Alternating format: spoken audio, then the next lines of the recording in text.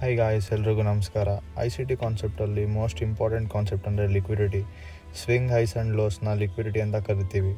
Swing low ಎರಡು higher low ಮಧ್ಯ form ಆಗುತ್ತೆ ಆ್ಯಂಡ್ ಸ್ವಿಂಗ್ ಹೈ ಎರಡು ಲೋವರ್ ಹೈ ಮಧ್ಯ ಫಾರ್ಮ್ ಆಗುತ್ತೆ.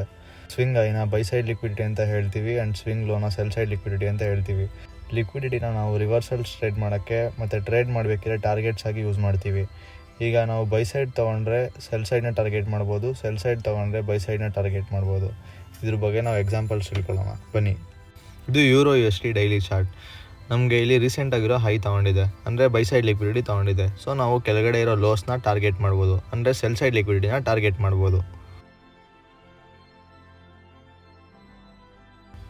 ಇದು GBP/USD ಡೈಲಿ ಚಾರ್ಟ್. ನಮಗೆ ಇಲ್ಲಿ ರೀಸೆಂಟ್ ಲೋನ ತೊಗೊಂಡಿದೆ, ಅಂದರೆ ಸೆಲ್ ಸೈಡ್ ಲಿಕ್ವಿಡಿಟಿ ತೊಗೊಂಡಿದೆ. ಸೊ ನಾವು ಮೇಲ್ಗಡೆ ಇರೋ ಹೈಸ್ನ ಟಾರ್ಗೆಟ್ ಮಾಡ್ಬೋದು, ಅಂದರೆ ಬೈ ಸೈಡ್ ಲಿಕ್ವಿಡಿಟಿನ ಟಾರ್ಗೆಟ್ ಮಾಡ್ಬೋದು. ನಿಮಗೆ ಲಿಕ್ವಿಡಿಟಿ ಅಂದರೆ ಏನು ಅಂತ ಚೆನ್ನಾಗಿ ಅರ್ಥ ಆಗಿದೆ ಅಂತ ಅನ್ಕೋತೀನಿ. ನೆಕ್ಸ್ಟ್ ವೀಡಿಯೋಲಿ ನಿಮಗೆ ನನ್ನ ಫೇರ್ ಏರಿಯಾ ಬಗ್ಗೆ ತಿಳಿಸ್ಕೊಡ್ತೀನಿ. Thank you.